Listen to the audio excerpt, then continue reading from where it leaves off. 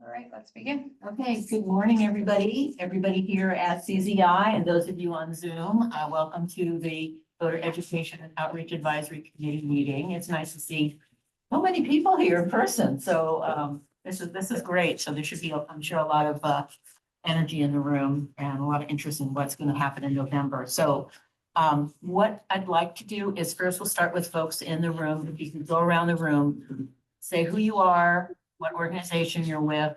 And the question of the day is, what will you miss most about summer and what are you most looking forward to for fall? So I will start. I'm Diane Leeds. I'm the co-chair of the VEOAC along with Yahira. I'm also a member of San Francisco Peninsula People Power.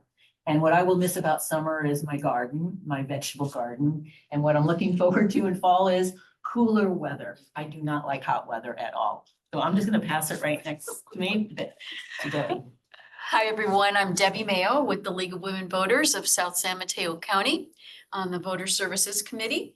And what I'm going to miss about summer is very opposite of you. I'm going to miss the nice warm summer evenings to sit outside, barbecue, and relax. And what I'm looking forward to in the fall is I love the change of seasons. So simply just the change of the season is pretty exciting to me. I'm Betsy Colby, also with League of Women Voters, South San Mateo County. In the summer, I miss time to get away and looking forward to working with you. I'm Danny. I'm with OCA. What I'll miss most, I guess, summer is the longer days. And then what I'll enjoy most is I'll be going back to college, so I'm looking forward to that. Amy Yan, and Next to Jen. I'm with the Organization of Chinese Americans, OCA, Asian Pacific American Advocates. What I miss about summer,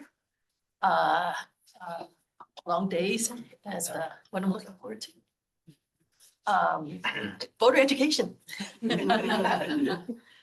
Amy, and just to give you some background, there's a camera right behind you. So say hello to Yeah, everyone on the Zoom. We There can you shift a go. little bit to the right, make some more room. And Donna, we're just doing some introductions and what we're gonna miss about summer and looking forward to. the fall. And what organization you're with? Let me see, which one do I want to pick? National Council of Negro Women. And what will you miss about summer and what are you looking forward to in fall? What am I looking forward to? So what are you going to miss about summer? And what are you looking forward to in fall? Well, it's kind of a hard question because I am retired and I have a lot of choices. And so I'm really not, I've been focused, so kind of open to whatever happens. Okay. That's the fastest answer. Okay, Okay, that is an answer. for both questions. My name's Glenn Olson. I'm with the Immigration Institute of the Bay Area, and today school started up again for my kid, and I missed it a lot. So, and the thing I'll miss most is spending more time with the kids. But I miss school. So. I'm similar to like I'm Sky, I'm with Guardwire. And the thing I like most about summer is not having classes, and what I'm most looking forward to is having classes. Hi, everyone. Yahira Ortega with Forever Alliance. I'll miss the long days of summer and the beach days and all the outdoor activities people do. And I'm looking forward to this election, getting ready for all of you and all of us, and I'm excited. Hello, everyone. Jesse Clyde Burleson here. All of us are none. And thing I miss about summer the most, I would say the weather, but I'm living up near San Francisco. So I would say that, just all the people being out and everything. And then because it is San Francisco, we have late summer. So I'll be looking forward to the warm weather. I'm Kate Heaster. I'm with Health Policy and Planning in the county, and I yeah, the long evenings, is something I love about the summer, and I am also looking forward to the election and getting everybody amped. Hi, I'm Anna Lee Moraz. I'm with Peninsula 360 Press and Casa Círculo Cultural. I'm the opposite. I'm gonna miss the summer camps. Just drop them off 9 a.m., pick them up 5, sometimes 6 p.m. Those long work days. I'm gonna miss them. And I'm looking forward to a little bit of more indoor and working a lot more and just refocusing, I guess, with the elections. Hi, I'm Bill Newell, and I cross-pollinate with a few people at this desk. I'm a member of San Francisco People Power like Diane, and I'm also a participating member of the South San Mateo League of Women Voters. What I will miss most about this summer, like I do in most summers, is all of my friends that I work with at the Stanford Jazz Workshop for most of summer, June through first week of August. A lot of great musicians. Everybody scatters around the country back to their habitats. So I miss the music. I miss the people. What I'm looking forward to is preserving our democracy. This is crucial, as everybody knows, a more crucial election of our time, some people say. And so I'm looking forward to everything about voting, what it's all about, outreach, education, registration. Want to see that this is a strong year for voter participation. Excellent. Thank you. Jim Irizarry, and I'm the Assistant Chief Elections Officer for San Mateo County. It's a pleasure to be here today, see all of you. I guess the favorite thing of summer for me is fishing with my grandkids. And the favorite thing for winter is fishing with my grandkids. I love doing both. I mean, it depends on the time of year, the type of fish you catch. And there's just a lot going on in elections, and I'll cover that in a little bit. But it's great to see you all here. Voter engagement is critical. We've got a couple of interesting projects that we're getting involved in, so we'll bring you up to speed in a few minutes. Hello, everybody. My name is Paola. I'm with the Housing Leadership Council of San Mateo County. What I miss most about the summer is probably summer fruits. I know they're here all year long, but they don't taste the same. And what I'm looking forward to most in the winter, fall is the colder weather. Hi, my name is Kefren Gori. I'm part of the Registration and Elections Division. For summer and upcoming fall, I'm gonna miss the good summer weather. It's a great excuse to go outside with your friends. And then for fall, number one's gotta be the election. Just it's gonna be all this kind of work that we put together into it, and then it's gonna be a great summation of all the work and effort that we've all done. So it's gonna be a great time. I'm Ken Perry. I'm also with the Registration and Elections Division, primarily with the sample ballot unit. What I will miss most about summer is probably the sunlight. And what I'm looking forward to the most is football. No. Also the election, but Halloween too. It's my favorite. Morning, Georgia Frug. I'm the Executive Director of Thrive Alliance. I will miss unlimited ice cream. I gave myself a free pass this summer and enjoyed it. And I think I'm looking forward to actually the Bay Area summer and bringing my son. We like to bring him to Lemos Farm and Half Moon Bay in the fall and do all the pumpkins. So I'm looking forward to that. Hi, everyone. My name is Joanne. I'm with Puente de la Costa Sur. Similarly, I'm going to miss all the summer fruit that just tastes the best during summertime. And for the fall, I'm really looking forward to, I feel like the hikes where it's a little bit chillier. I have a really good time with a chillier hike. So I'm going to look forward to those fall hikes. Diane, we made it around. Did you get an opportunity to? Yes, I did. I to started it go? off. So we can popcorn it over to, let's start with Anthony on Zoom. Yes. Wow, everyone took all my good answers. I really like summer because how much more time there is in the day. It seems like you have more when it's lighter. And then fall, I'm looking forward. I've got a couple family trips, a couple hiking trips scheduled for the fall. So I'm also getting geared up for that. And I don't know, I like summer and fall, so I'm not, doesn't, it's all the same, that's all great to me. Thank you, Anthony, and we will only popcorn off to people that have their cameras on. So why don't you pick somebody on your screen? You're on mute, Anthony. How about Beth?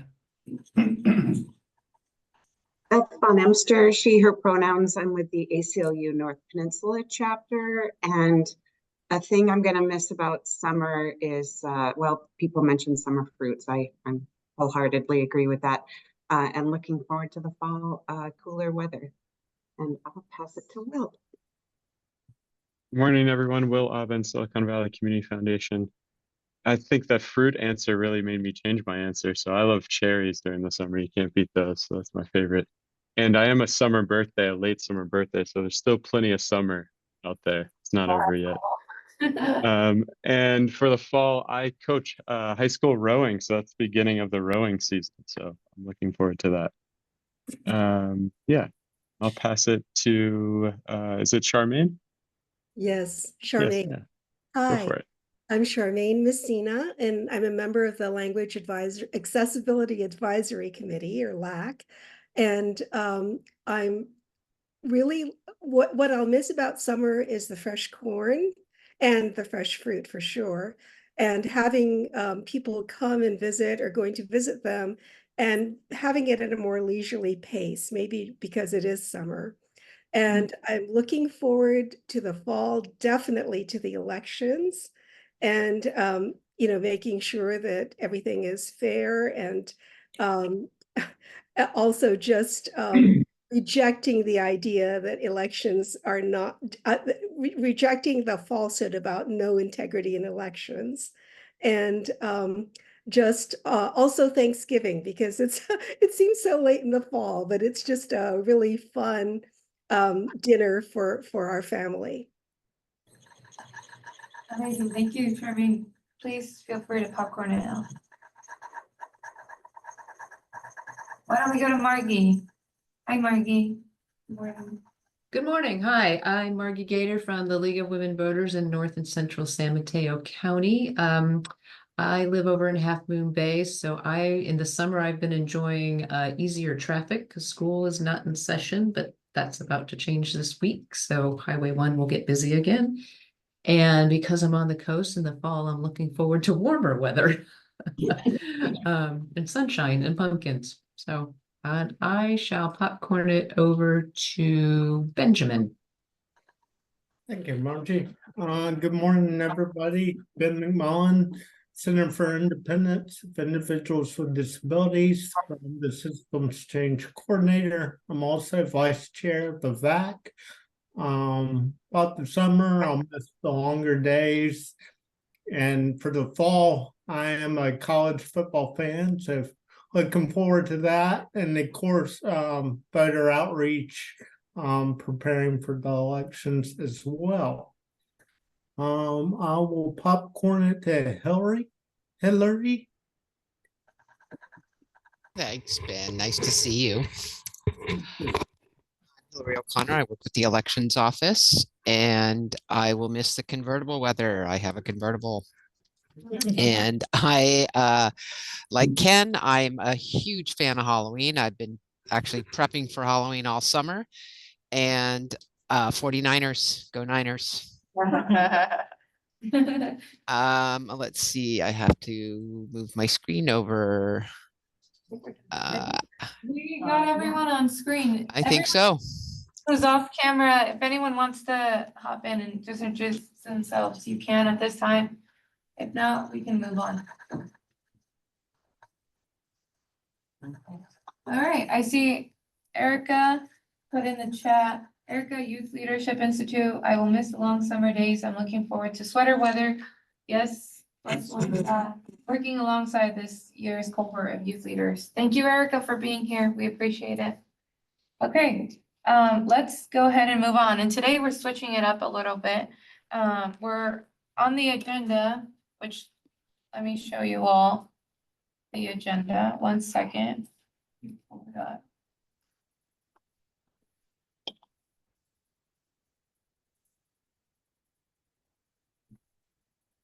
go over the agenda for today. So we have the introductions, then we'll hand it over to Will, then we'll hand it over to Jim. He'll go over some updates, and then we'll have our presentation by Kate. And then we'll have some time to talk about all things voter engagement, and the Thrive team has some exciting updates for you all. So just stay tuned. Let me bring this down. All right, Will, handing it over to you. I'll give you slide share access if you need it. It should be good. Thank you, Jaira. So yeah, I'm Will Aubin, Silicon Valley Community Foundation. We've partnered with the County of San Mateo to provide funding for the general election. This is similar to what we've done with the primary and this past in 2024, and then also previous elections, to provide grants for voter engagement and voter outreach, specifically targeting precincts with the lowest turnout in San Mateo County. And I know many of you on this call have applied for those grants and received those grants, but I just wanted to really just put out there that the deadline is coming up on the 16th. And it'll be at 11:59 a.m. So it's a quick turnaround. It's been open for a couple weeks now. And if you have any questions, I can definitely put my email in the chat. If you don't have my email, or give it to Jaira and she can post it. But definitely feel free to reach out to me over the next couple of days if you have any questions. I know many of you have already started an application. Yeah, and I'm available between now and Friday if you need anything for that. And the grants are up to $20,000. And they're for general voter outreach, voter engagement. You know, the really important basic work that is needed in this election and in every election. Really make sure that everybody knows where they can vote, know about the ballot, what's on the ballot, in a very informational way, and that they have all the materials that they need so they can vote. And the county office does help us a lot, and I'm sure they're going to talk about this, but they also provide a lot of that information in many different languages that you can also get out through them. But I can leave it for if we have any questions for that. I know somebody put something in the chat. Let me see what that was. Yeah, and I'll be sure to put in my email, Margie. Thank you. Can you share the time frame for when grants will be approved and the money will be dispersed, please? Yeah, that's a great question. The grants will be out by September 20th, so that's a quick turnaround. The 16th of August is when it closes. We'll have decisions out by early September, and we'll start sending grants out by September 20th.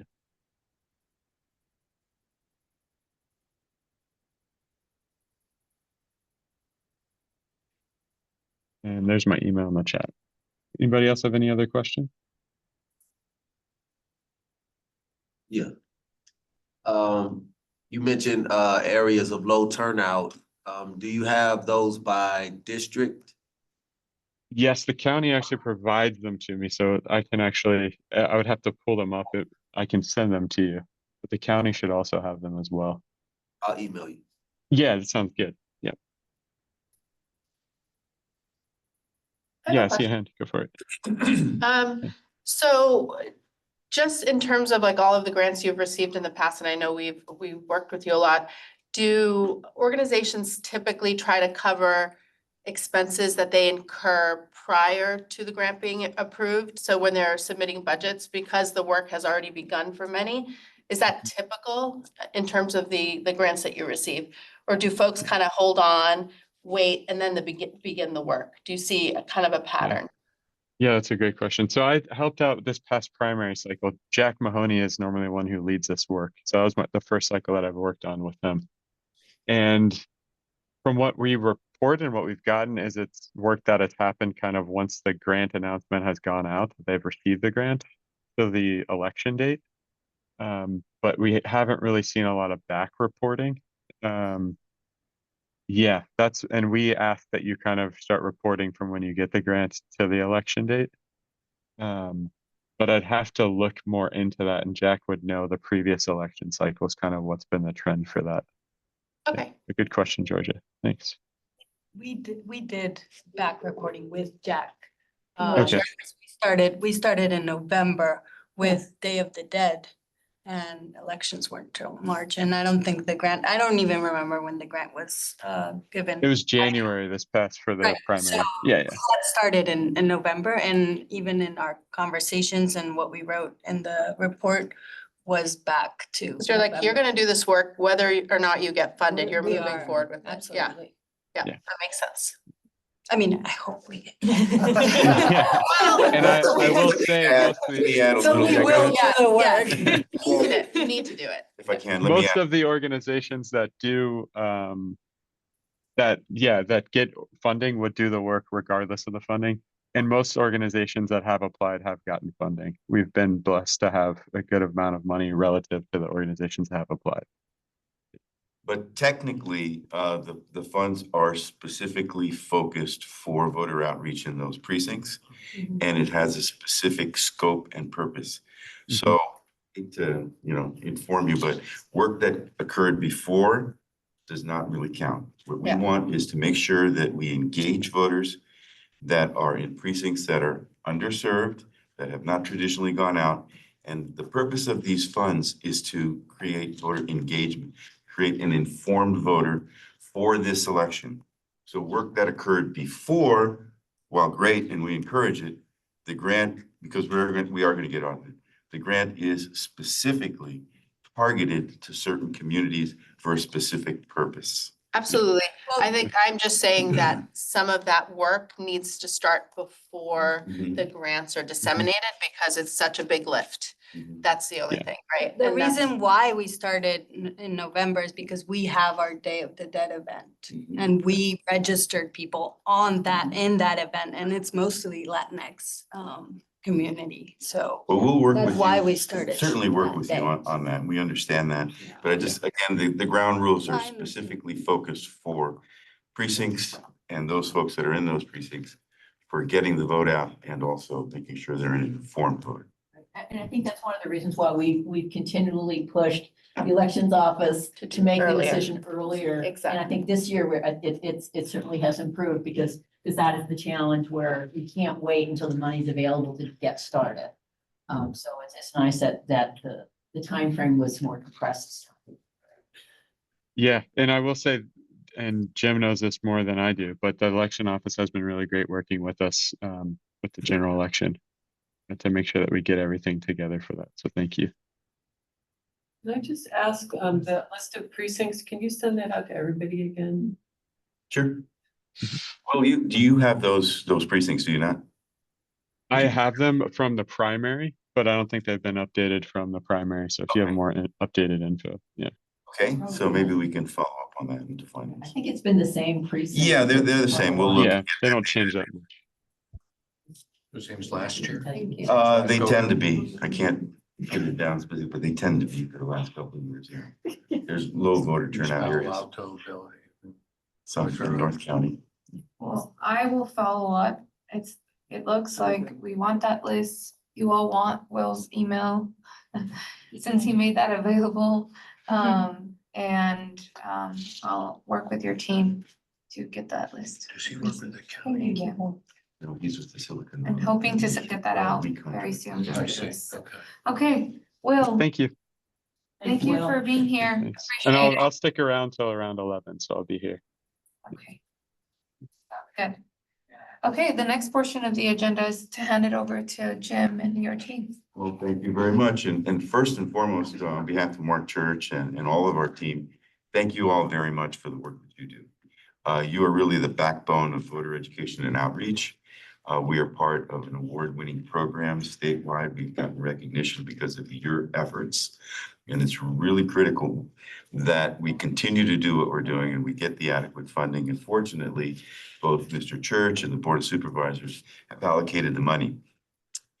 In other counties, you don't see that, okay? Because there is no money under the Voters' Choice Act per se, even this year, from the state of California for voter education and outreach. Very little in terms, in the past even, some money has come. So a lot of counties struggle with respect to voter education and outreach. And again, thanks to the Board of Supervisors, thanks to County Manager Callaghan And thanks for Mr. Church, who has proposed and provided the leadership to get this money for you, to make sure that we have an engaged voter not only in San Mateo County, but the state of California. We're getting calls all the time from consultants and from people around not only the state, but even the nation as to what we're doing here. Our work with community-based organizations and providing grants is a model. Right now, we're being interviewed to be emulated in other areas of the state. But it's all a result of what you do. It's been incredibly successful, and we couldn't get there without you. So thank you very much for all of your efforts.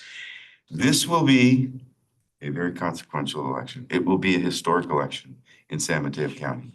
I think all of you know that, but I think statistically it will probably be the largest election. We'll see how the voter turnout comes, but by all means, it is a very big election that we're going to be conducting.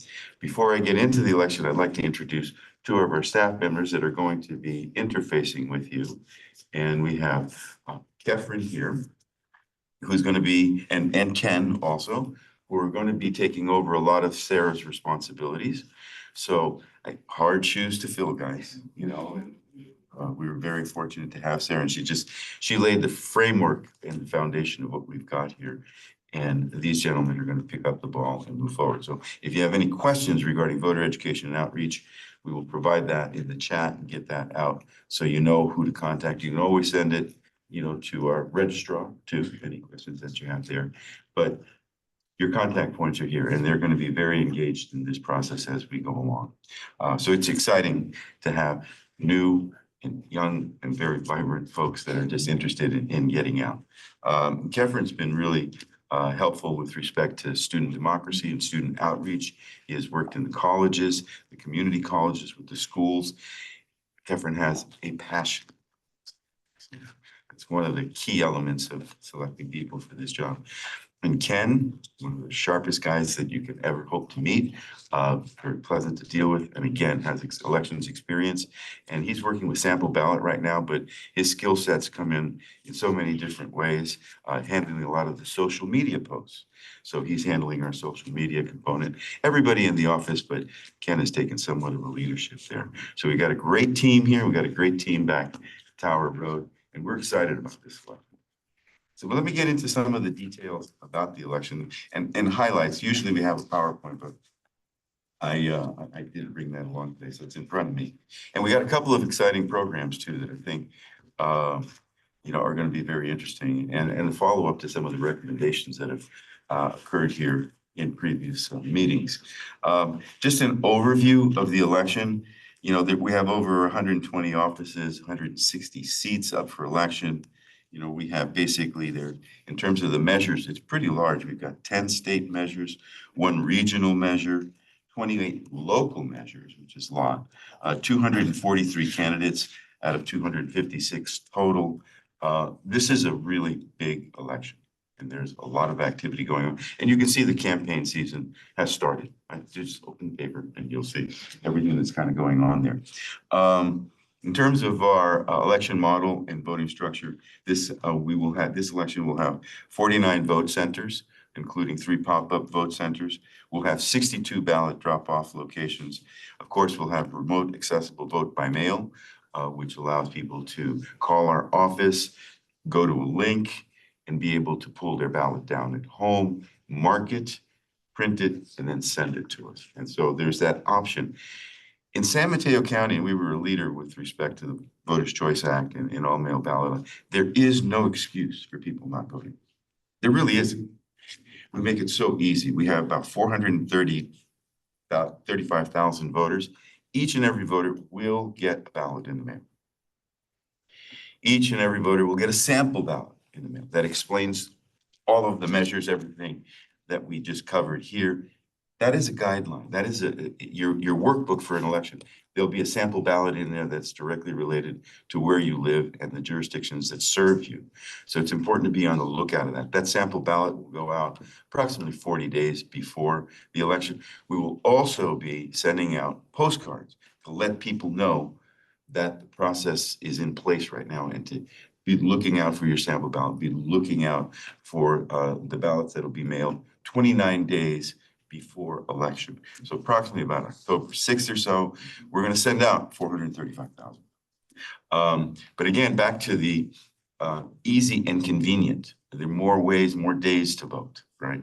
And in San Mateo County, again, unlike other counties in the state, we open 30-day vote centers. So 30 days before the election, we will actually have 3 vote centers. We'll have a vote center in North County at the South San Francisco Public Library, in Central County on Tower Road, and in South County at 555 County Center, basically the county center. 3 vote centers, 30 days before the election. The Voters' Choice Act requires that we have vote centers open 10 days and 4 days before the election. And there's formulas for those. And you can find those on our website, smcvote.gov. We changed it from .org to .gov. But there's just, again, a wealth of information on that website. Please go there. That'll let you know exactly where those vote centers are and any questions that you might have. But again, back to, when you're reaching out to voters, it is easy and convenient to vote in San Mateo County. The difficulty, or the difficult part of voting, is becoming an informed voter. Is to know what the measures are, who the candidates are, and to educate yourself. Here we are, I am in the profession, and I remember the last election, I said, well, don't listen to me, but I waited to the very end to vote, right? And so there I am, the day before election, looking at my ballot and everything that I've got. And it took me almost 2 hours to fill out that ballot. And I'm familiar with the measure, and I'm familiar with the candidate. It still took me 2 hours, especially the state measures. They're so complicated to understand. So yes, voting is easy and convenient, but there's also a responsibility on the voter. So when you're out there, is to make sure that voters become informed. And there's so many ways to do that. And that's critical to the election process, is to have informed voters. Talked a little bit about voting integrity. We have an observer program. We have lots of groups that are coming to us right now. They're checking our voter. Spent some time with Hillary just the other day and in an integrity group, whole half a day, just looking at our voter rolls, answering questions regarding that. And, we all walked away, I think everybody walked away that, yes, not only are the voter rolls properly managed, cleansed, and maintained, but there's a high degree of integrity in maintaining that. And everyone that has a question, our office is open through the Observer program to come in and observe what we do. The other area, of course, is we're hiring. Do you really want to know what we do? Come work for us. We've got 600 positions that we're recruiting for. We've got about 300 volunteer positions that we need. On elections, operation is big, and we're starting that up right now. You can find out more information about hiring on the San Mateo County HR website and also on our website too. But please help us, because we're going to have to hire up by September hundreds of people, and exciting jobs. And what's your skill set? You want to go to a vote center, you want to deal with people, that's great. You want to be a courier, you want to deal with vote by mail, you want to do processing. There's lots of work, exciting work, and work that's really rewarding and necessary. So please get that word out that we have a lot of positions available for hiring. One of the unfortunate parts of elections, of course, is some of the challenges that we face. And some of the challenges that we face, of course, are with cybersecurity and also social media, mis and disinformation. That perhaps will be the largest challenge that we have in keeping the integrity of the voters. Of the voting process. We have an election that has global interests at stake. So you will see characters that are nation state actors that are actually trying to influence our elections and undermine our democracy. If they can cast doubt in the electoral process, they cast doubt in democracy. And we can't allow that to occur. So we have a very robust cyber defense security system that we work with Department of Homeland Security, we work with the state, we work with our ISD department internally and ourselves, and we create firewalls to protect, the data and the information that we have in elections. But nonetheless, you are going to have, as I said, nation state actors, criminals that are actually trying to make money off an election and pirate and do a whole bunch of stuff, ransomware. You can see it happening all over the world. And also you have, some technological issues that come up too that can impact an election. Look what happened with CrowdStrike the other day, and so one technological issue can impact an election.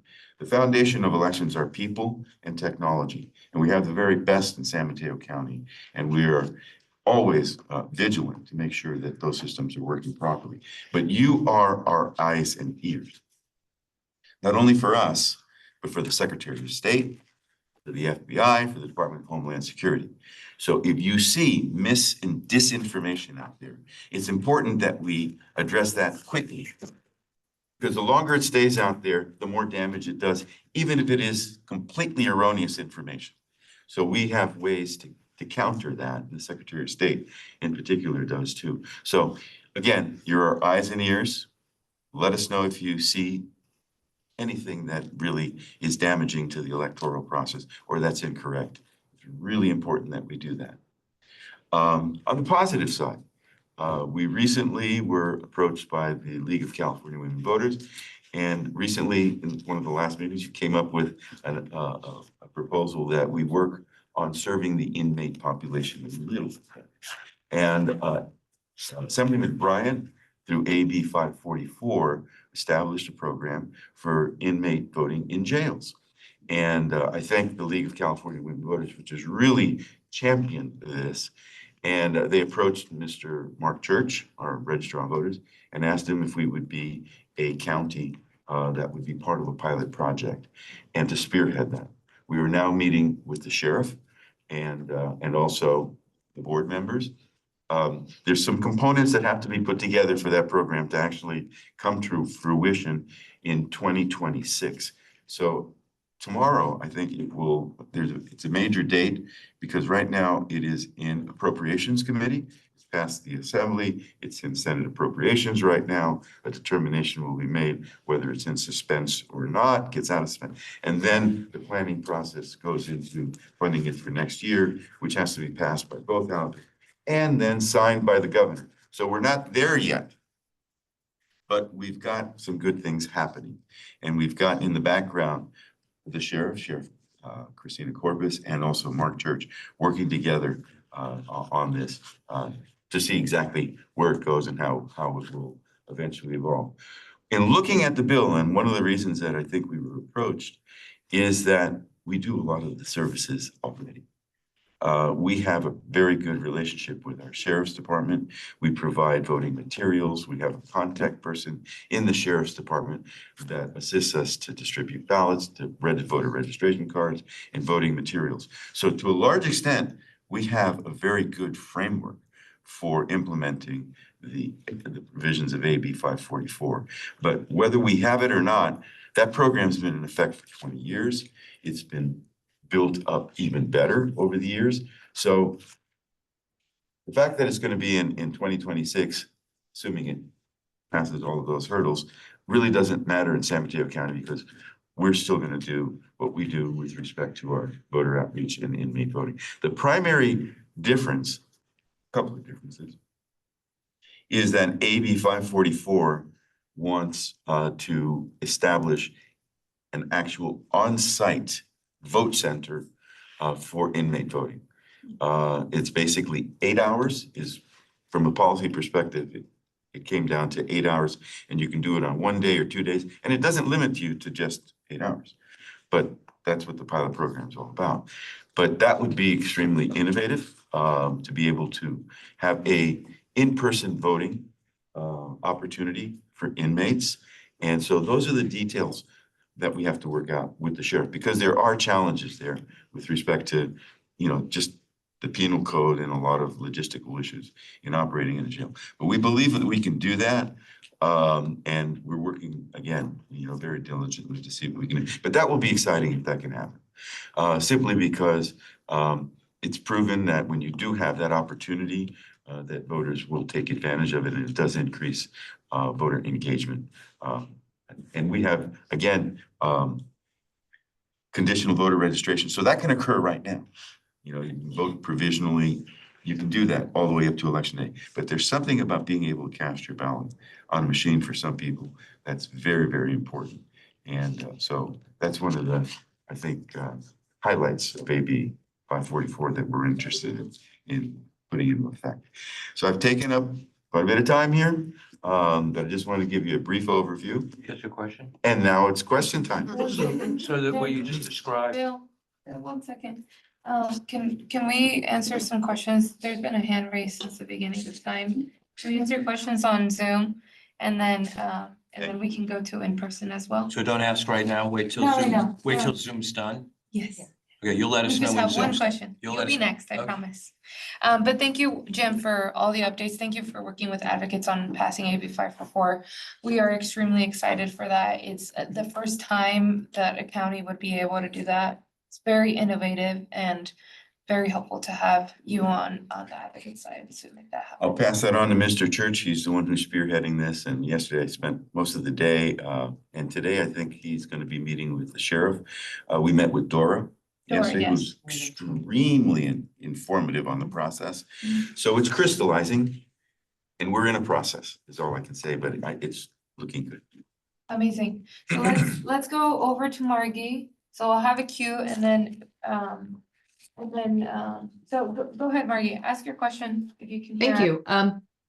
Thanks very much. Jim, I know in the past you've talked about when people vote during the election cycles. The ballots go out October 6th, arrive around the 8th, and obviously they vote through election day. We are already scheduling candidate forums and pro-con presentations for ballot measures and such. Can you please speak to the percentage of voters, like when they vote throughout the election cycle?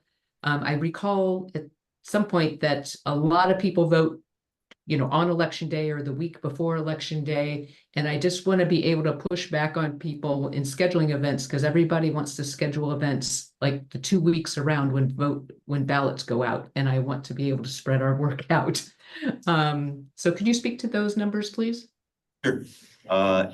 Generally speaking, what we see is approximately 60% of the ballots vote by mail come in prior to the weekend or during the weekend prior to election day. And then on election day and the 7 days thereafter, you'll see about 40% that actually are received in the office. Keep in mind that it has to be postmarked on election day and it has 7 days to actually be received in our office. Just a tip also, since we're talking about, ballots that are being received, please remind everyone to sign their ballot on. If it's not signed, it goes into a challenged state. It can be resolved, but it just creates a lot more work for us, for the voters. We have to send out letters. We have to basically get that signature on there and to sign legibly. I believe, we look at 400,000 signatures that I was looking at in this last election when we had a recount. You wouldn't believe how horrible people sign.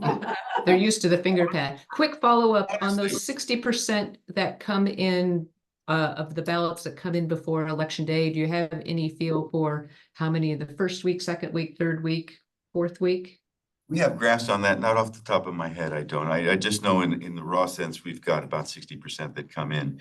And then vote centers, basically the main activity that occurs on site is on election day. That weekend before you start seeing some activity, if you take a look at a bar graph on vote center utilization, it flatlines all the way to election day. And then that bar graph goes all the way up. So people wait to vote on the last day, on election day, or just before. Fortunately, we have 4-day vote centers, so you'll see some people, coming in earlier. But yeah, so there's two elements there. There's the vote by mail component, and then there's the vote center component. The vote center component, by far and away, the majority of the people vote on election day or a couple of days before, and the numbers are just astronomical compared to, prior. Vote centers are in place to provide, for the most part, voting services. People have a lot of questions, especially new voters, and that's what vote centers are there for. We have 49 of them. We have a mobile vote center. We have 3 pop-up vote centers. Again, so if people have questions, they should go to a vote center. They can vote there, but they can vote either on a machine or they can vote by mail on paper. So there's a lot of services that can be provided. But the primary purpose for vote centers is to provide voter services. And you'll see that in an election, back to statistics, you'll see roughly 96% of the ballots cast or vote by mail.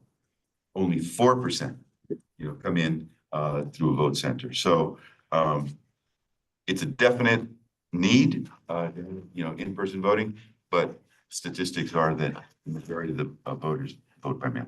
I mean, the other thing to say about the vote centers and the availability of them is, again, you can register to vote up into and including election day. So a lot of times people forget, oh, I moved, I didn't update my voter registration. There's, 49 vote centers they can go to and update the registration and vote. Do you know roughly how many ballots go to challenge and because of the signature? Percentage maybe 2%, 1 or 2%. Oh. It's a lot. It's a big number. It's a big number. It's a big number. Yeah. And challenge is one thing. The other thing is adjudication. Mark your ballot in terms of, the vote that you're casting, but don't write on it, because once you put a line on it or you have any writing on a ballot, then it immediately, our voting machine will kick it off to adjudication to determine what the voter intent was with that written area. Okay. And it could be as simple as just a line that goes on the ballot. It could be as simple as, you wouldn't believe some of the notes we see on these ballots, have, I want to vote here, and a line comes over and an arrow comes up here. And so people do that. We'll deal with it. It's adjudication. And that's what we do to determine voter intent. But the cleanest way is just don't mark your ballot except for the voting that you're doing. Okay, Jim, last question from Zoom. We have only a couple minutes before the next presenter. Why don't you come off mute and introduce yourself and ask your question? Yeah, hello. Hi, Geronimo. I work with Legal Services for Prisoners with Children, serve as a policy analyst here, and lead our statewide policy. So definitely was interested in the AB 544 conversation. I'm actually going to be at the Capitol today, lobbying and working on Senator Caballero, the chair of appropriations, to help move that bill forward. But just wanted to also mention, just a point of education for us all around, specific terms that we use, like inmate. We're trying to move away from, those terms that can be very harmful for my community and those that we represent. So, terms like incarcerated individual, incarcerated community member, those things are a lot less harmful. So just wanted to flag that as well. But yeah, mostly just introduce myself. Just let you all know that LSPC is very, very much interested in the incarcerated outreach, making sure that those folks have access to the polls. So thank you. Thank you for being here. Thanks for your question. We have time for one more question. Everyone else in the room, you'll have time at the end to connect with the team. But Bill, please ask your question. Thank you for being so patient. Okay, so what I was going to ask you is, it's a little unclear to me, is the process that's going on right now with Sheriff Corpus, is that for something to happen in this election, or are we talking 26? 26. Okay, so nothing's going to happen in this election as far as jails go. That's correct. Well, no, that's not true, as it relates to AB 544. But in terms of what's going on with the jails right now, we have a coordinated program with the sheriff. We have coordinators in the sheriff's department. We have coordinators in elections to make sure that the incarcerated individuals do get voting materials, and also that their ballots get Okay, properly so processed. hypothetically, if I'm in jail, I'm not, but if I was, how would I get registered? How would I, number one, how would the people in the jail know that I need to get registered, that I want to get registered? And then how would I get registered? Well, it's interesting. A lot of people that are incarcerated are already registered. Some So we aren't. know those. And the ones that aren't, we have a sheriff's coordinator that works with our elections coordinator, and they are provided materials, and the sheriff's department distributes those materials. But So again, your no, registration I hear all that. I understand that. But again, how does one who's not registered coming into a jail, how do they know I can get registered to vote? Through the materials that are provided through the coordinator and the cards that are available for registration. That's given, I'm going to assume then that's given to all people that are incarcerated, so they have the material. No, I wouldn't assume that it's given to everyone. It's basically available at this juncture. And that availability should be known by everyone. But it's not given to everyone. Given to a coordinator who distributes. We can talk more. Yeah, we will. Oh, yeah. We will. We have flyers. Yeah, it's like. Thank we've you, been Ken. trying You're to do doing more your outreach outreach job here. Ken just remind me, we do have a flyer that explains the program. Okay, great. And how it's going. And You have it more is of those? online. No, we can give, we provide them to you. Yeah. Did you bring none? Thank you. Did you bring more? No. This is what we brought. But we'll get it to you. We can post it. That's there. All right, everybody. Thank you for all your questions. Thank you, Jim, for all your patience and thank you for clarifying some of these things. I will follow up with your team on some of the questions that haven't been answered. And if you get me your questions, folks on Zoom, type out your questions and we will put the information for the elections office so you can reach out to them directly.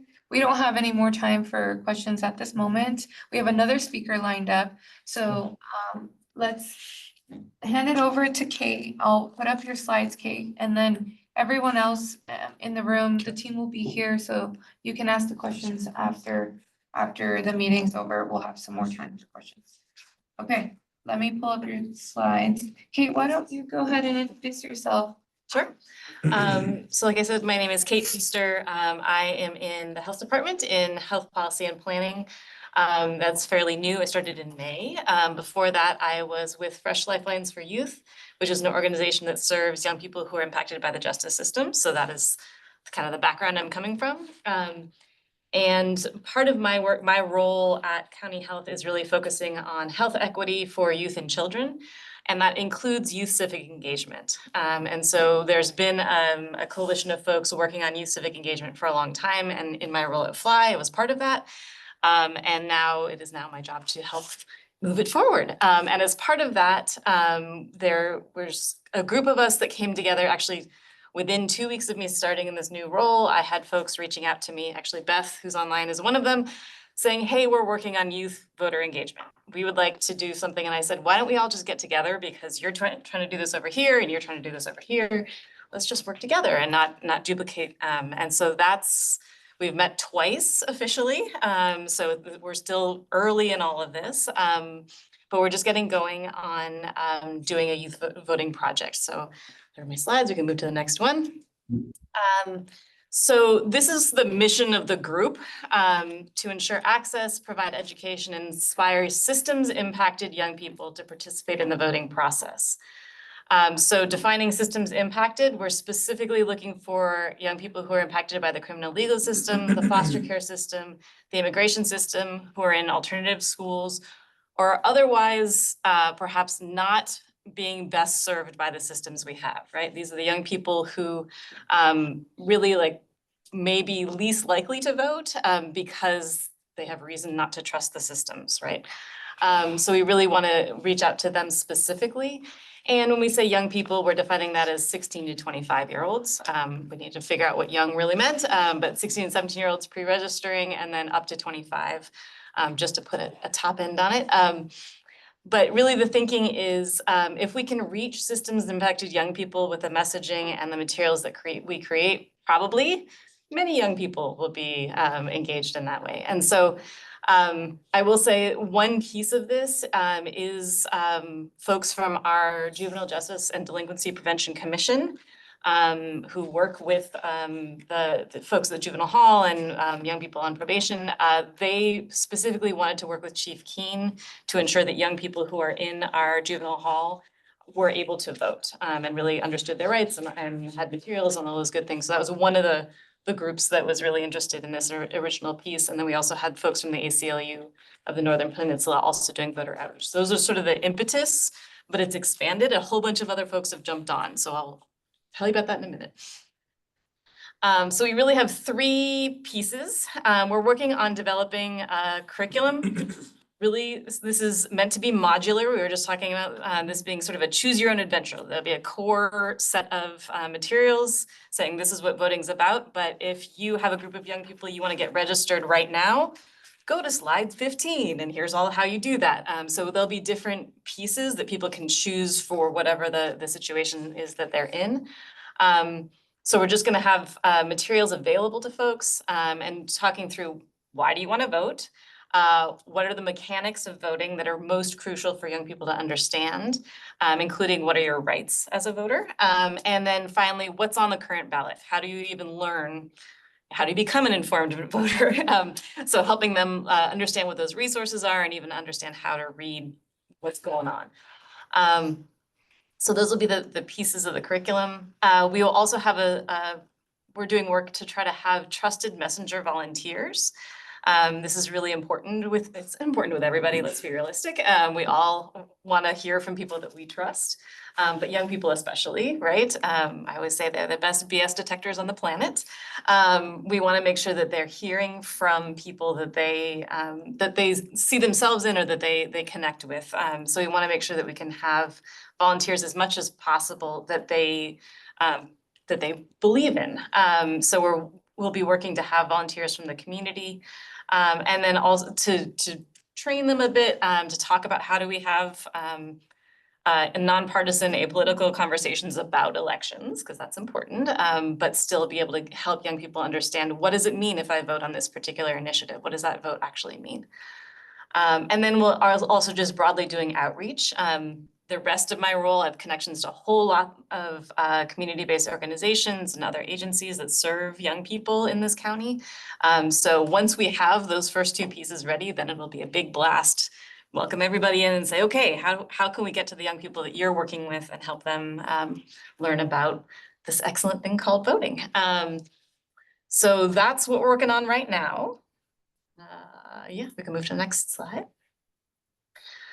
So those are our current partners. We have our advocacy folks. So like I mentioned, ACLU of the North Peninsula, SF Peninsula People Power, the JJDPC, and then Thrive. We have our agency partners, so probation, folks from Children and Family Services, and specifically their independent living program, which is for young people that are aging out of foster care. The private defender program, and specifically their juvenile office, and then the elections office. We're also working with CASA of San Mateo County, the Youth Leadership Institute. I know Erica was online. FLY and Legal Services for Prisoners with Children have been invited as well. And then we're working with the County Office of Education and the San Mateo Union High School District. One of the board trustees is also involved in all this. So got a whole bunch of different folks, which is super cool. I kind of put out the call and everybody said, yeah, we definitely want to do that, which is really wonderful. So we are we're trying to kind of build the plane and fly at the same time, right? It's all happening very quickly, but we are definitely excited about this and looking forward to the point where we can then do this sort of big broadcast of here's the materials, here's how we want to be able to train volunteers. If you've got them, come through and let us figure out how to work with you on this. So that's the goal. I'm hoping that by early September is when we'll be able to do that kind of big kind of broadcast piece of we're ready, we can start working with everybody. So just so you know, if you haven't heard from me yet, that's that's why, but you will be. Next slide, please. But the big thing that we need right now is to get young people to tell us, they need to tell us what we should tell other young people about voting. And so there's a very brief survey. We took some feedback that young people had already given about why they think voting is important, and sort of summarized those into a few statements about voting to say essentially how motivating is this statement, and asking young people to give us a not motivating, maybe a little bit, and oh yeah, that one works for me. And also a space for them to say, why would you get your friends to, what would you tell your friends about why they should vote? So they can give us more messaging ideas. So if you have connection to young people, if you know someone, if you are someone who is 16 to 25, be super cool if we could get you to send them that survey really quickly, just in the next week. Hear what kind of answers you got already. Well, yeah, you are welcome to look at the questions and look at the statements.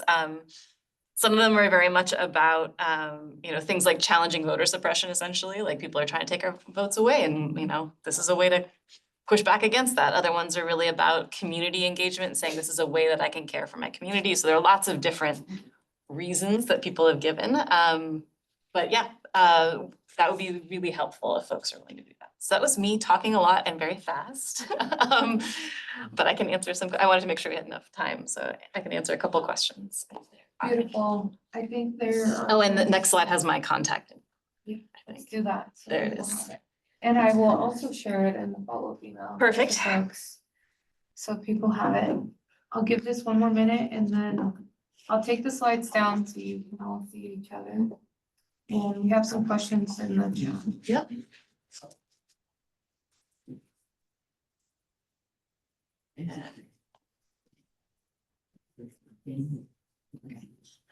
Alrighty. All right.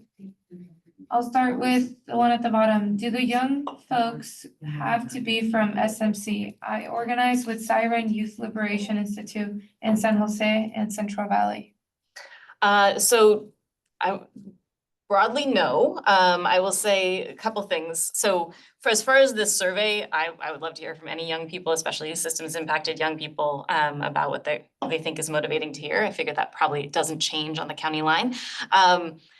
For the materials that we're developing, there will be some pieces about what's on the current ballot that will be some, and obviously we're not going to get to every single candidate on every single ballot because you all know there are many ballots in San Mateo County, but we're looking at what are the county and higher level roles and initiatives that will be on everybody's ballot within SMC. So the materials will be somewhat tailored to this county, but you're certainly welcome to use them as you see fit. I think it's also we're looking at, especially those propositions that would be of interest to the youth. Yeah, Because some of them are products. And then there's others I know that they're going to be very interested in. Yeah, indeed. Okay, they said that they would love to connect with you on the curriculum. Great. Great. Let's see if there's another. Margie said, will the curriculum and materials be delivered to us via Thrive? I have been spoiling them for the past couple of years. I see. And we hand deliver materials, curated materials for each branded with their logo. Oh, And we'll talk about it. We can talk about it offline, but we'll have some slides to share with everyone, some exciting news on the toolkit. Okay. But we can work together if people are interested in that part to kind of joining forces. We have been sitting in those meetings, so we're more than happy to figure things out. Okay, I will say, just in total transparency, I have zero budget for this. So I was imagining digital things that I just said, here, please use as you see fit. But if, so whatever, I don't have a clear vision of that, so I'm open to whatever works. Yeah. If I can quickly add, we have lots of resources, both hard and soft, brochures, flyers. Yep. And Ken and Kefren can help you with that.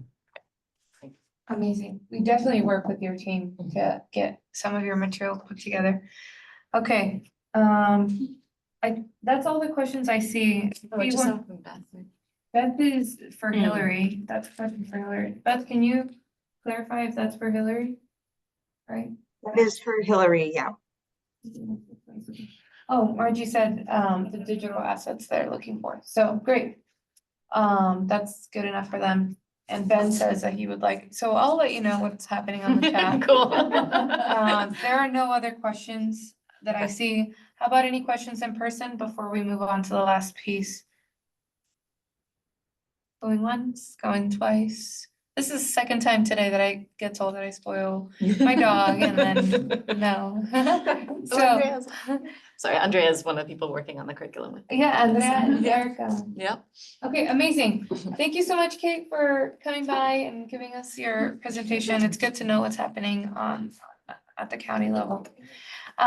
Okay, so let's quickly move on. We have a couple minutes. I want to give the folks in person some opportunity to connect after this.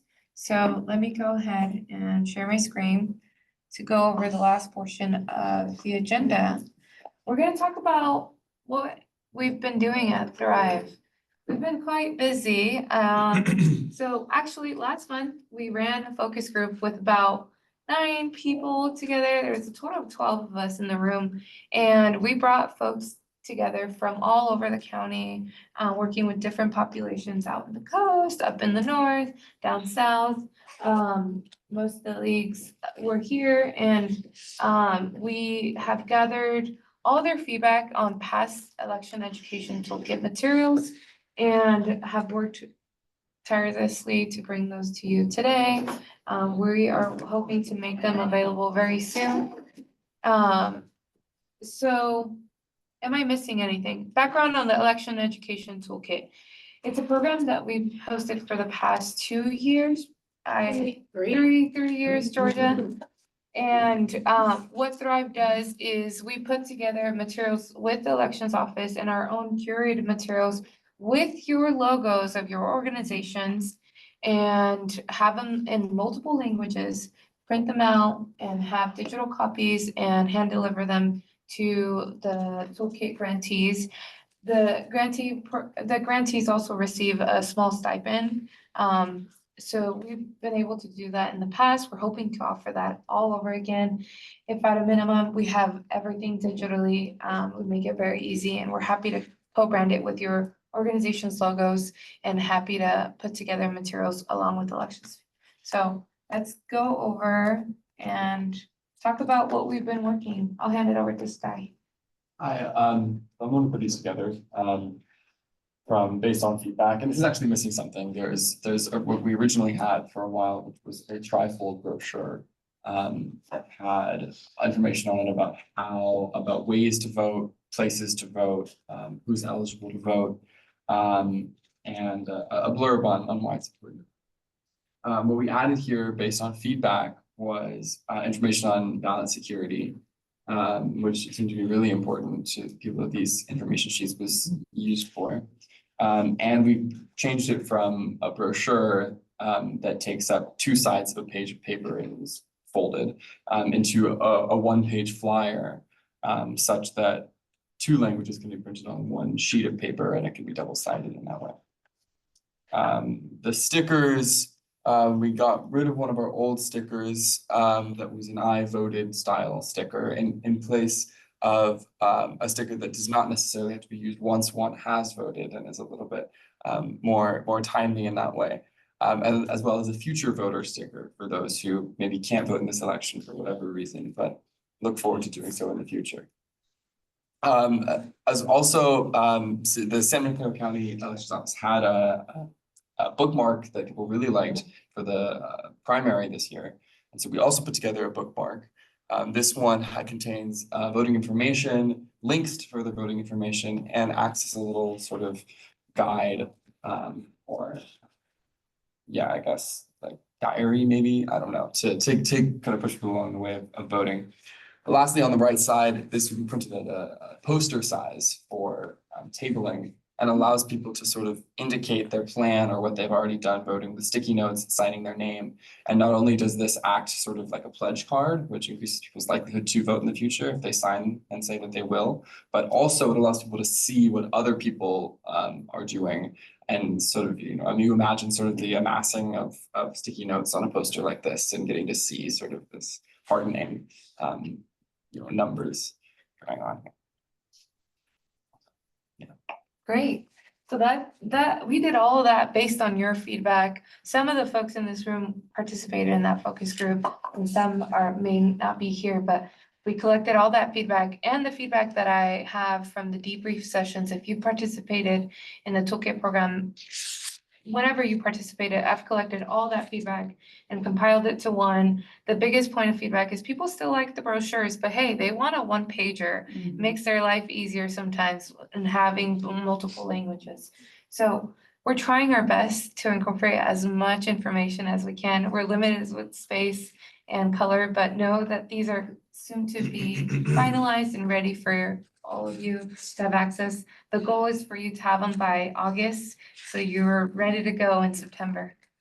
So when would we contact you if we wanted to? What a great question. Thank you, Debbie, for just prompting the next slide.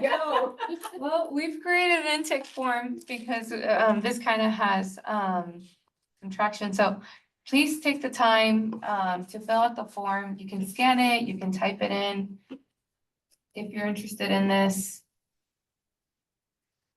Yep, I can put the link in the chat. I can do that once. Fill out the form, let us know what you're looking for. On there, you'll be surprised to see that we're offering more languages, which is exciting. And you can tell us how many materials you want. Once you fill it out, I will personally email you and let you know, hey, this is what we've got. And if we have additional materials, I'll always make that available and visible. You can distribute your. Can I ask from the elections office, when is the earliest that your materials would be ready for pickup? Which materials, like? Just sample ballot, voter just outreach materials. We would want one on the unhoused population, one on incarcerated folks, if you have one, one on youth, just the basic materials that I usually get. Bookmarks, people love your bookmarks, some voter registration pages. Or if you have a flyer that has like a QR code for people to just register using that, I'll work with you directly. Yeah. But would it be anytime soon or would it be in September? It'll be soon. It'll be soon. Right, you have Some of them aren't Pull them together. specific to Work with one. Mesa. Amazing. So we got all the answers we want. And on the sheet, you'll see that our team is working to print out the materials very soon and then have them available for pickup. And please note that in the form, if you want to pick it up or you would like us to drop it off. But I think that is it. The next meeting that we'll have in terms of voter engagement will be our voter engagement brainstorm on Wednesday, September 18th from 10 to 12:30 p.m. in person. This is open to all nonprofit partners, all folks interested in voter engagement. And it'll be in person only here at the CZI space. And I'll send you the link to register in the follow-up email. So that is it from us. The next VEOAC will be mid-October. So every other month we'll have programming, but the next month is voter engagement just for our partners to come together and figure out what the plan is for the upcoming election. And then in October, we'll have a VEOAC. We'll invite Jim in your office again and have a couple presentations. Does that sound good? All right, Amy, I see one question. Is there training, for people doing this kind of outreach from the voter education office, I think you need training if you're gonna do like 25 or more, right? So is there anything set up at this point? Trainings? We have, in terms of our training, it's, for our employees, we have that, but we basically work with volunteers. And those volunteers are trained. We don't have any formalized training per se, in terms of, how to conduct a particular outreach program. That's what we kind of are doing here, but we could look into that. If we need. When you say training, what are you looking for? I think we have a lot of volunteers, right? And we have a lot of young people actually that are interested to help. So just, I think there's if you're gonna register more than 25 people, you have to have some sort of basic training. So there must be something written or something. Well, People Power, we actually have a resource guide that we've put together because we previously used to do a lot of voter engagement activities and we had National Voter Registration Day. So we have a form that kind of goes through, this is how you fill out the form. These are what all the different political parties are, and I'd be happy to share that. Or is there a Zoom video, or something that's been recorded? The idea of the voter engagement brainstorm is that you're getting all the information sourced from the elections office and from the materials that we put together with the community, and we are training you to train your community. So we're training the trainers because ideally you have people that either want to volunteer, work for you, or whatever the matter is. So come by on September and we are more than happy to walk over through any questions and look over materials, like that's part of everything, right? We'll have the physical materials, you'll be able to see. If you have any questions, then we can do our best to try to answer them. So I'm thinking, well, if the office provides volunteer training, what's the schedule for the volunteers to get trained up? What's the When earliest we, schedule? well, it'd be in September. When we hire up our volunteers, our student volunteers and our actual volunteers. So I don't have the exact schedule on that, but it's starting in September when we start hiring people, we start training people. Yeah, so maybe that'll be helpful to, A lot of it depends on what kind of training you need. If it's about how do you conduct a voter registration drive, again, people power, Bill and I we can talk for hours about that. But if it's specifically on this election or how to use the toolkit, again, there's other options for that. We have 2 hands raised in the Zoom, so let's answer those 2 hands and come back to it in person. Yeah, just real quick, I wanna say what's up to my brother, Jesse Clyde. I didn't realize he was in this space, bro. What's going on? It's my brother. I just wanted to mention, oh yeah, I just wanted to offer our expertise and leadership as well, as far as there's any opportunity to support creating the materials for the incarcerated population, the outreach materials, so on and so forth. We have you know, a lot of experience. We send in materials regularly to CDCR, and also a lot of experience with county jails as well. So yeah, if there's any opportunities, just wanted to offer that if we could. Get Jesse into the San Mateo County Jail. Thank you, Veronica. I hope you all can connect offline to kind of figure and coordinate everything. That's very helpful to get it directly. Let's this move. office. Yeah, there you go. Or a position, you know, he's hiring. Yeah, maybe if I volunteered with the office to go into the jail through the office, maybe that'll work. That's up to the sheriff, but yeah. It's still up to the sheriff. There's always a If you get in those 4 walls, it's Christina Corbett. And she's very, very, you know, amenable with it. This is her, you know, thing is voter education outreach and out to the community. But by all means, as that starts developing, So you don't have a designated person on your staff that can go into the jail we right don't now? go into the jail, we coordinate with the jail coordinator.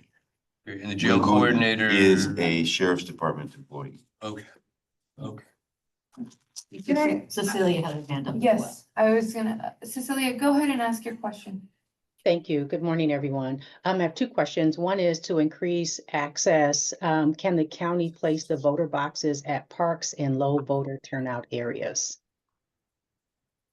Their boxes are very, how can I say, they're controlled by statute as to where they're placed, how they're collected, and the supervision. So we have quite a few boxes in San Mateo County, more than the statutory requirement. We get our leads in terms of where boxes ought to be placed, usually by the city clerks. Keep in mind that there's 20 cities in San Mateo County, and each city, their city clerk is the elections official for that jurisdiction. So if they ask for a box in a particular location, we will do that. But the type of boxes that we have are pretty good size, and they're affixed to the concrete. We have interior and we have exterior boxes. So it's upon request, we evaluate it. But I can say that, you know, we have 64, I think, that we're planning right now. And so we've got a pretty good network of drop boxes right now.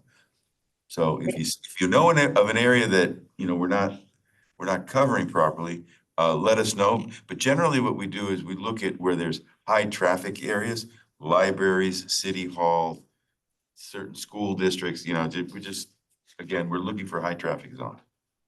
Thank you. So I'll go through the city clerk to make the request. My second question is the elections office utilizing the empty bus shelters? Most bus shelters that I've seen in San Mateo County have no advertising to advertise and display voter education information. We use Samtrans buses, and I don't know if that is part of our plan in the past. I don't believe we. They have done posters at bus shelters. I don't know how Sarah determined where. Yeah, and it hasn't been, how can I say, in large numbers. But we can certainly look at that. That's part of our voter education and outreach plan. And we have funding for those things. So we'll be dealing with Samtrans on their posters on buses. We can go to the shelters too. Okay, thank you. Yeah, thanks for being here. Let's hand it over to Jesse and then Anna, and then we'll wrap it up. Okay, I had a question earlier regarding stats. You had mentioned that there were like 430,000 eligible voters and registered voters. Eligible voters in San Mateo County is over 500,000, 505. Registered for 430. No, eligible, people that are eligible to vote. Right.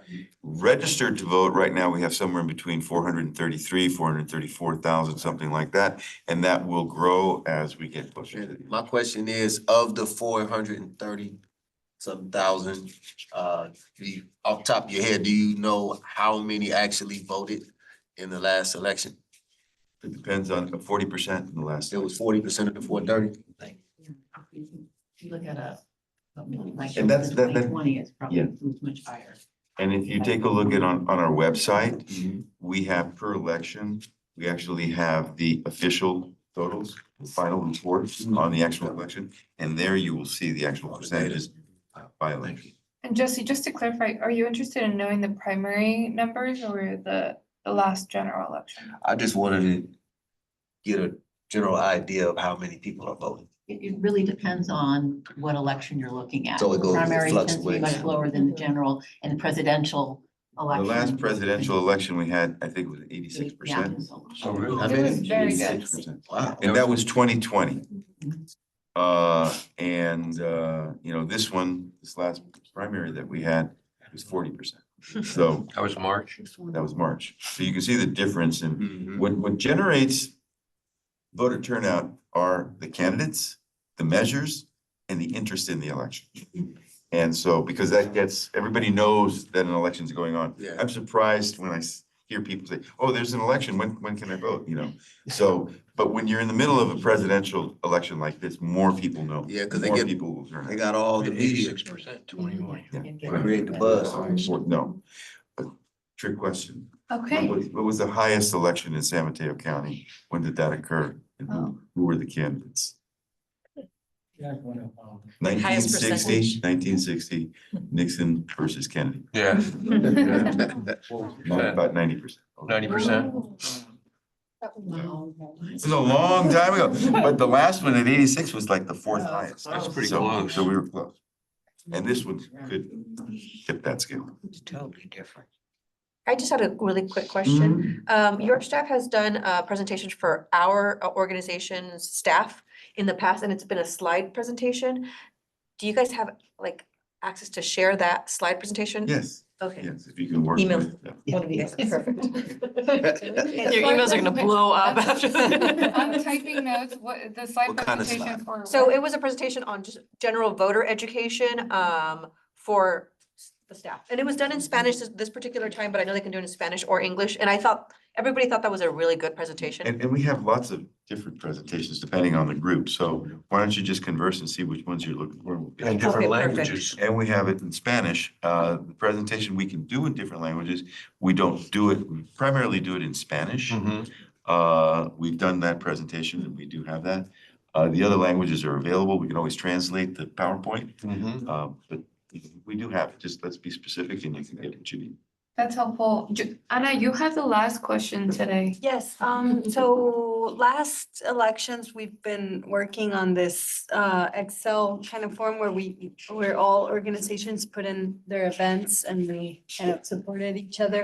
Are we thinking we're gonna do that Yes. with these So elections? actually, part of the update is that Sky here has been very helpful with all things elections. So he's now becoming an expert in all this. We're working on a calendar that'll be public so you all can see when things are happening. I don't know how advanced our tech is, but I'm hoping that there's a visual representation. In the past, we've done it on Excel, then we kind of advanced to Google, Gmail, calendar. And now we want to see if it works on the webpage, so you can then input and then have it visually somewhere within our voter education, and then have links to everything else. In all of our materials, we include 411 and the smcvote.org, everything else. So yes, and come by on September to hear more about it.